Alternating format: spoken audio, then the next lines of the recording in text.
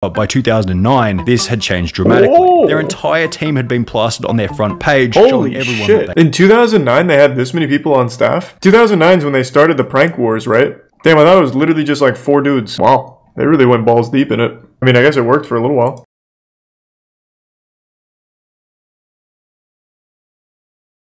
Have you seen Bad Man Meets Superman by CollegeHumor? No, they really fell off, man. I used to love them when I was young. Then they just stopped being enjoyable. I did see a video get posted today, I think it was from Sunny, talking about how CollegeHumor really, like, died. Yeah. Like, everything they did just became, like, hard to watch. It was just like, ugh. I'm curious, let's check it out. Almost everyone at CollegeHumor lost their jobs today. That was the title of a news article published in January 2020. Similar to Smosh as covered previously, CollegeHumor actually began as a separate website in 1999. However, while Smosh saw a little success on their website prior to making videos, CollegeHumor was the opposite. In the 6 years between 2000 and 2006, the CollegeHumor website saw massive success by posting content which was, quote, dedicated to the goofy things that college kids find funny. The fact that CollegeHumor's audience were college kids meant that a lot of the content and humor posted was slightly controversial. They used to have the prank wars. There was a section for funny drunk college photos, offensive signs, and sexualized images, in conjunction with a message on the homepage from October 2000 which read, "Attention parents and people over 32. Necessary warning. We've had several complaints from parents and older people who are offended after looking at this site. Please note that the name is CollegeHumor and not Parent Humor. You will be offended if you explore this site anymore, so please do not proceed. Also, if you're younger than 18, some of this stuff may not be appropriate. We understand that by saying this, we're drawing more under 18 kids into the site, but oh well. Oh, and don't try stuff you see on here at home. Thanks." This message gives us a pretty good insight into the image that CollegeHumor was going for. Yeah. It seemed as though they almost wanted to rustle some jimmies in order to show their users that they were willing to push boundaries. CollegeHumor had been creating original videos and posting them to the CollegeHumor website dating all the way back to 2005, about a year before the acquisition by IAC. However, at the time, the videos were pretty basic and had a limited reach considering they were only accessible to those who happened to I don't even remember the website looking like that. Their newly found corporate funding in conjunction with fresh leadership changed all of this. Suddenly they had the budget and manpower to include multiple actors in their videos. However, by 2009, this had changed dramatically. Their entire team had been plastered on their front page, showing everyone that they... In 2009, they had this many people on staff? 2009 is when they started the prank wars, right? Damn, I thought it was literally just like 4 dudes.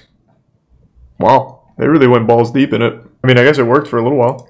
They meant business. And if you scroll down a little bit to the video section, not only did their thumbnail show that the channel had access to professional animators, but they also often displayed a large cast nestled within professional video sets. From a competition standpoint, CollegeHumor's corporate media backing and access to a huge team of professionals simply put them miles ahead of every other channel at a time when most featured little more than one person talking into a webcam. This would then reflect in their subscriber count. The channel's subscriber count skyrocketed from 150,000 to over 500,000, placing them in the position of YouTube's 16th. I still remember those medals, later, man. The channel was at 1 million. That shit was cool. By 2014, CollegeHumor had been ranked as New Rockstar's 76th greatest channel of all times. Jake and Amir, who were 2 of the most popular characters on the channel, hosted a series in which Jake would play a logically rational, calculated office worker, having to deal with this irrational, annoying odd Those are 2 guys I remember. The 2 would eventually release over 600 episodes of Jake and Amir between 2007 and 2015. What do they do now? They used to be so much better. Like, I know they had at least 15 actors, animation, so much better skits, and it seems as if they had a lot still more post money. together? Now there are only 5-ish actors and nothing near as good quality. And on a similar vein, I think a lot of their top talent moved on to bigger and better things. Instead of leveraging that alumni network and doing better, it seems they decided to take on the BuzzFeed model of business, and so they suck now. The comment related to CollegeHumor taking on BuzzFeed's business model was partially true. CollegeHumor didn't have a super strong political tried to follow BuzzFeed. BuzzFeed did. There was certainly a slight political bias with many videos criticizing America's president. However, most of these videos were pretty mild, done in the name of comedy, and didn't give you the idea that they were trying to have an impact on the next election in the same way that BuzzFeed did. Even after the adpocalypse in 2016, CollegeHumor kept the uncensored swearing and edgy topics alive, which the audience respected as it's simply less common, as in 2018 they would reveal that it was severely hurting the channel's profits. It came in a video titled "How the Internet is Ruining Comedy," posted on the 27th of September 2018, in which the CollegeHumor director Reich would state, "Making internet videos is challenging, mostly because it pays Dick, and Dick doesn't pay for internet videos." That's so fucking wrong. That is, internet creators are dreadfully overpaid. I don't know what the fuck he's talking about. Just because CollegeHumor's making stinkers. Like, I don't know what to tell you, man. People on the internet make way more money than most people expect, and more than they most likely should. Like, this dude is just fucking wrong. Outright wrong. Quite well at this point, gaining around 80 million views a month. However, each video was only, on average, between 3 and 6 minutes in length, which may not have been bringing in enough money to cover the wages of over 100 staff. Later in that same video... No, I'm not exaggerating. Like, I guess I can't get too deep into specifics. There is a channel that was once pretty popular. It is not anymore. And a single ad slot on that channel, they were selling for $300,000. A shout out. A shout out on that channel, $300,000. That was only 2 years ago. Not making that up. I'm not going to say the channel, but it's absurd. It is absurd. That's only one rare instance? No, it's not.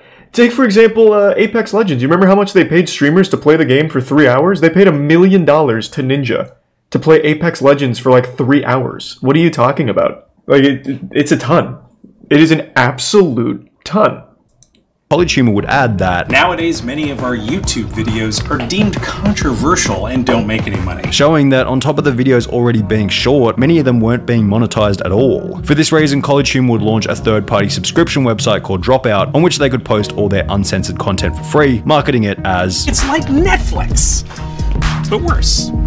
And cheaper. Now, it's incredibly difficult, if not impossible, to find data on how popular Dropout TV was. The top get paid but it didn't seem like it was a failure. There were comments on the introductory video over 2 years after Dropout's release stating, "I have been subbed for the site since this video was released, and I haven't regretted it once. I really love these guys. Dropout is so worth it. There is so much to explore and deep dive, and I want to support everyone at CollegeHumor and keep them going and creating. Best purchase I have made in ages." It seemed as though Dropout TV was helping CollegeHumor get to a position of profitability. However, such a goal was going to be much harder to achieve after the date of January 8th, 2020. CollegeHumor's parent company pulled its funding, laying off more than 100 employees and leaving a long-time executive to run the company on his own. The title to that article summed up the situation perfectly. The parent company of CollegeHumor, IAC, had pulled its funding from the channel, resulting in the layoff of 90% of its staff. CollegeHumor's director, Sam Reich, would announce the news to his Twitter in a tweet stating, "IAC, our parent company, has made the difficult decision to no longer finance us. Today, 100 plus brilliant people lost their jobs, some of whom are my dear, dear friends. The twist, however, is that IAC has agreed to let me run the company myself. In words that I'm sure are as surreal to read as they are to type, I will soon become the new majority owner of CH Media. Of course, I can't keep it going like you're used to. While we were on the way to becoming profitable, we were nonetheless losing money, and I myself have no money to be able to lose." The gamer from Mars made a very strong argument in relation to this last tweet in his video discussing the CollegeHumor layoffs. With over 20 years to start making money,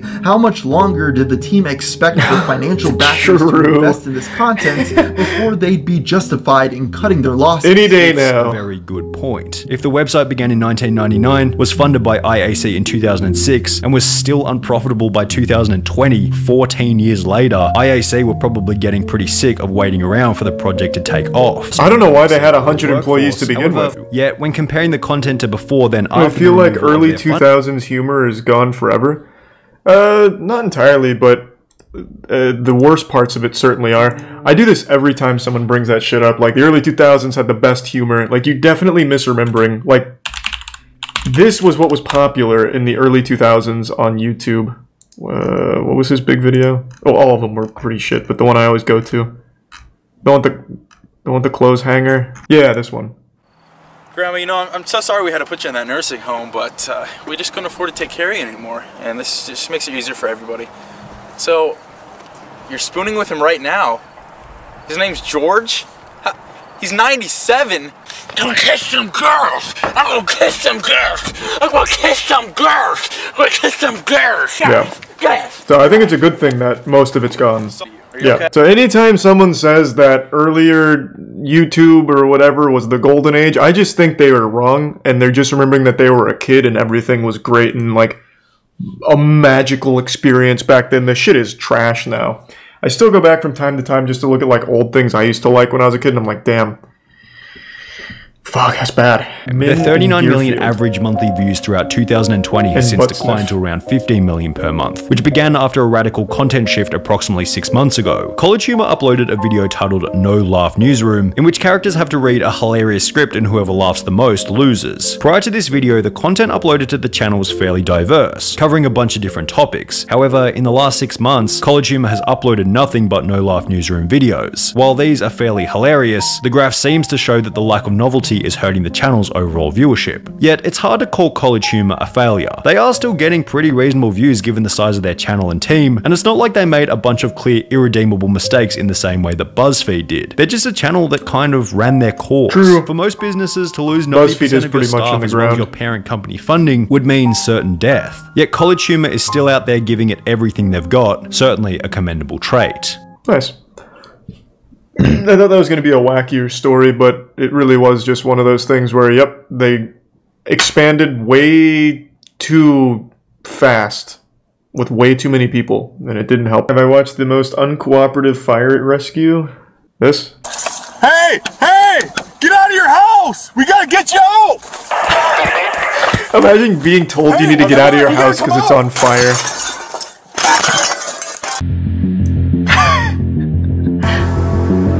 Hey! Fun fact, this song is royalty free. We actually use this as a placeholder for something coming up. Sheriff's office! Good taste. Is everybody out? Sheriff's office, is everybody out of the house? Sheriff's office, is everybody out of the house? Let's fucking kick down a door, let's get crazy. Hey! Hey! Get out of your house! We gotta get you out! Hey, it's on fire! Hey, stupid asshole, the house is on fire! Hey, you gotta get out of your house!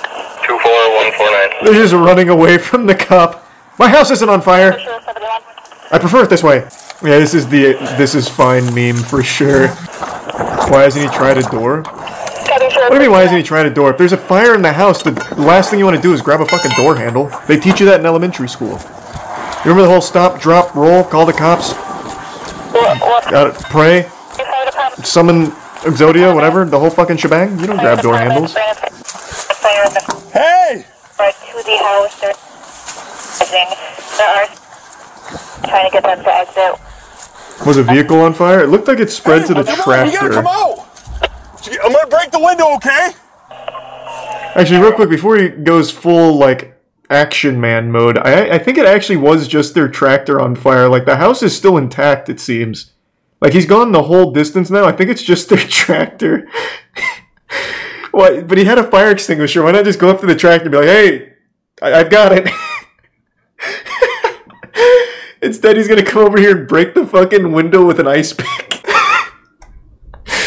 What a rough day for these two. They're like, my fucking tractor's on fire and I can't find a bucket to throw water on it. Luckily, an officer's here with a fire extinguisher as he's busting in 10 windows. You gotta come out!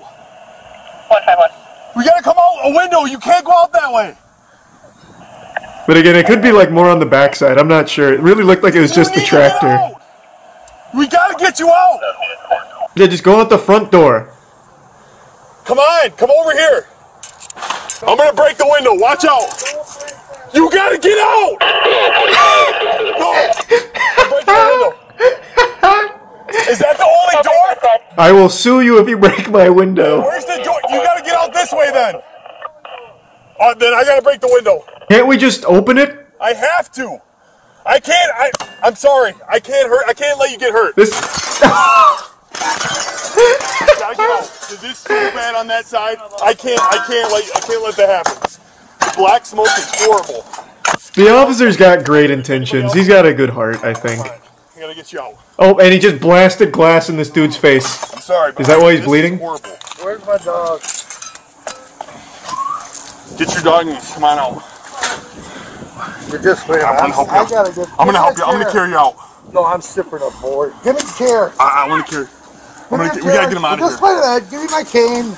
Dad, what happened? The house is on fire on this side. You gotta get him out of here. Come on, come on. No, well, we should really finish clearing out the glass or he's gonna cut himself again. How is the house on Without your bare hands, I would say. Where is it? What?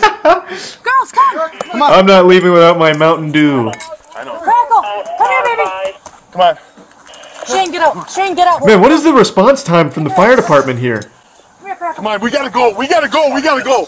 Let's go. Look at this. Get him out. Get him out. Anybody else in there?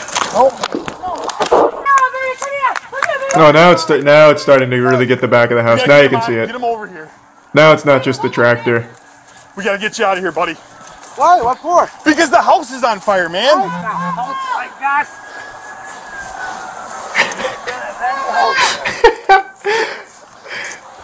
What the fuck do you mean? You set my house on fire? Man, the fire department is not getting here that quickly. I wouldn't say this is like super uncooperative. The guy just didn't even know his house was on fire. He was carrying the dog over here. Yeah, I don't think this was nearly as uncooperative as the title led me to believe. I thought it was going to be like, the dude just refused. He's like, nope. I'm going down with the ship. Woman who tried to rescue escaped monkey got pink eye. Oh, well, it's not as bad as advertised then. They had these, the way they initially talked about these monkeys, I thought these things had like turbo space herpes or something crazy. Truck transporting 100 monkeys to a CDC research lab crashing on the interstate highway. Police in rural Pennsylvania are asking residents to look out for monkeys on the loose. It even caught the attention of the late night comics. The impending disaster we all worried about this weekend has been resolved because all monkeys have been accounted for after a truck with 100 monkeys. He's Recent Admiral, Brian Hunter. But this good Samaritan, Michelle Fallon, doesn't she looks think it's pissed. funny. She came across the She's scene upset. and did what she could to help out, and now she really regrets it. I get my face and I put it right up to the crate because it had like chicken coop wire covering, going around it. And at that point, this monkey pops up and just hisses at me. The result was this, a possible case of conjunctivitis. They were flown to JFK Airport in New York and were on the way to a CDC quarantine facility when the truck collided with another vehicle, sending all dump those truck. monkey You can see it right over there. Yeah, I knew it had something to do with a dump truck. And then some of the monkeys got out. She went to her doctor afterwards and is now being treated with rabies vaccine and antivirals as a precaution. Some are comparing what happened to the 1995 Dustin Hoffman movie Outbreak, in which a monkey smuggled into the U.S. threatens to lead to a pandemic. What? Is that really the story? Then 10 of them have got it. What is your reaction to all of these conspiracy theories that are out there about these monkeys? It's just like this stuff is getting crazy and ridiculous. Yeah, they're still out there, as far as I know. Unless they did finally catch, like, the missing 4 or 5. Because some of them did get out. But I imagine they're lying to us with how many. I bet, like, fucking 50 or something. They probably were transporting, like, 1,000 monkeys. And they're like, yeah, all 100 are good. Meanwhile, the monkeys are already, like, trying to disguise themselves among the general populace.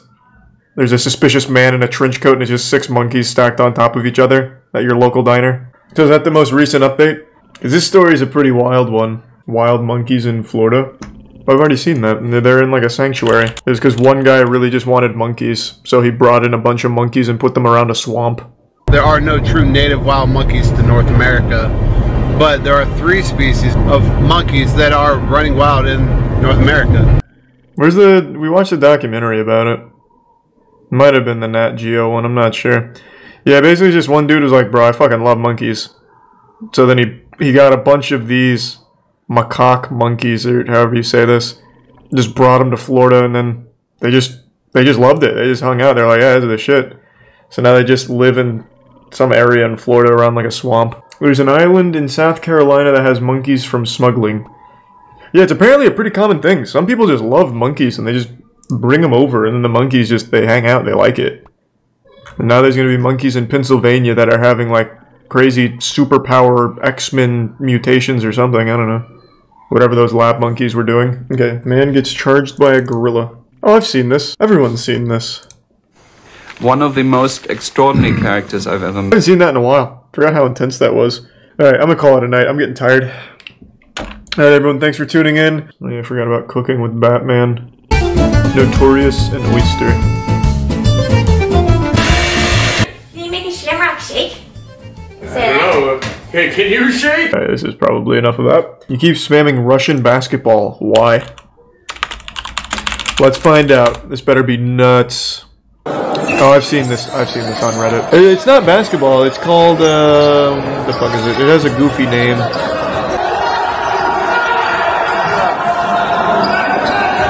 No, it's not rug ball. It's definitely rugby plus, like, elements of basketball. But it has a name, like an official name.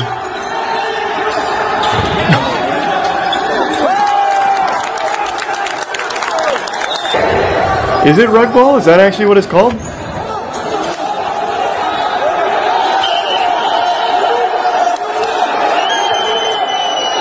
I'd call it aggravated assault personally. I mean, kinda. But it's a sport. They're playing within the rules.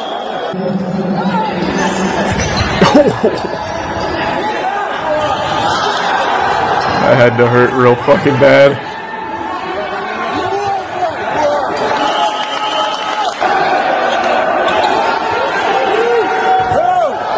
I do wonder what the rules are, because it looks like the optimal strategy would just be always hit someone from behind.